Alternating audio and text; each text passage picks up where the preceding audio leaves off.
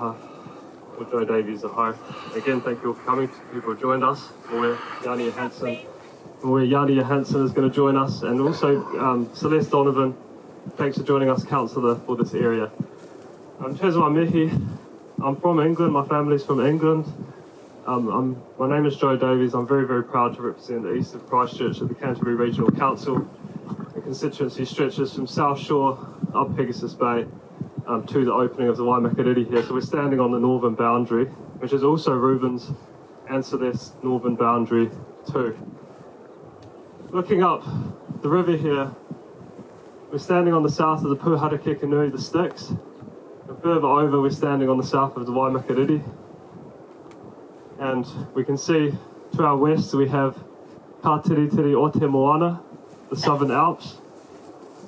And we can see we've got quite a remarkable ecology and what we call a mosaic, a freshwater, coastal water, ecological mosaic, because we have both fresh water coming down from the rivers and we have the coast and the ocean here.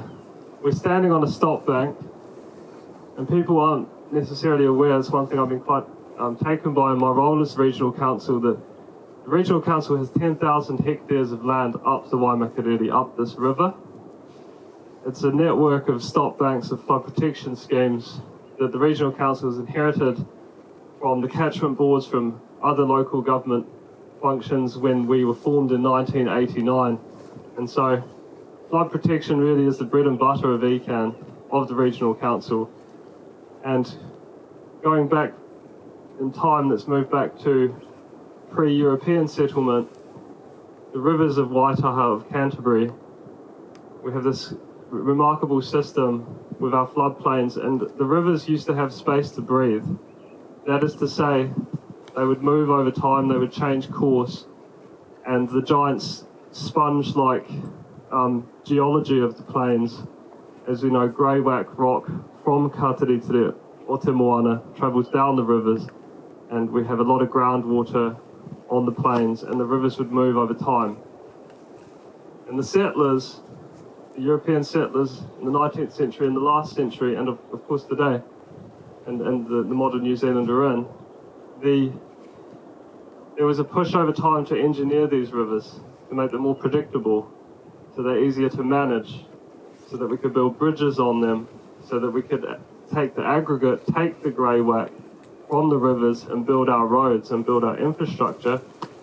And so we have seen a push and a change from these rivers being able to breathe to being highly engineered. And this stop bank that we're on is an example of that engineering. And as I say, we have 10,000 hectares of land up this river, and this is probably the most invested in flood scheme in the South Island because of the protections of our city, of Christchurch City. So, also over time, being a flood protection scheme, this land being, the other reason why ECAN inherited a lot of land was around soil conservation. But over time, people have begun to, the green movement, and people have said, well, actually, there's a lot more than flood protection going on here. We've got these systems, we've got nature, we've got birds, we've got flora, and so there's been a big push to look more at the biodiversity values of this place. And of course, I've just went to a few people here who have been really champions of this over years, like Peter, and also Jasmine's here as well. Jasmine's not going to say a few words, she doesn't want to, but she's done a lot of work in Brooklands Lagoon, looking at the kind of statutory situation of it, because there's a lot of agencies up here. We've got Department of Conservation land, we've got a lot of City Council land around Brooklands Lagoon, and we've got a lot of regional council land here, and we all have to fit together and work together in interagency cooperation. So you come back to the fact that there's now this push for more biodiversity. The earthquake has changed this place quite significantly because we've had a lot of coastal erosion. And so, to my west here and north here, this is Te Rawakaka, which is a reserve, an ECAN reserve. It's about 300 hectares.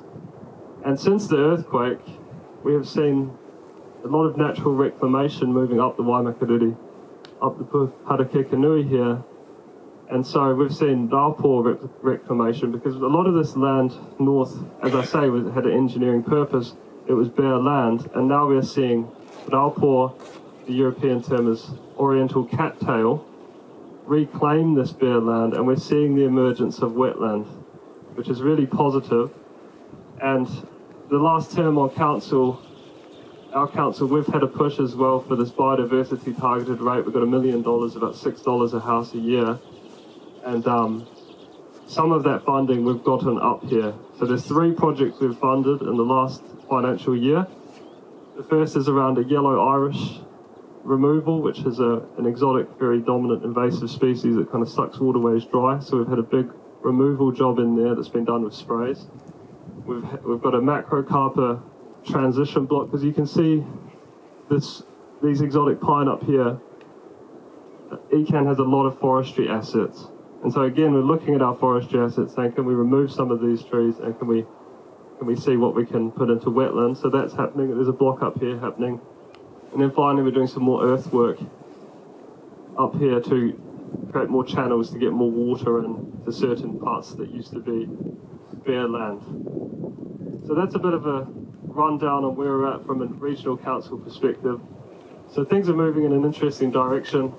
And in terms of the next regional council, there's really 3 priorities that the council has to focus on. The first one is that we have to protect Christchurch's drinking water. We have to protect Christchurch's aquifer, predominantly from agricultural nutrient inputs.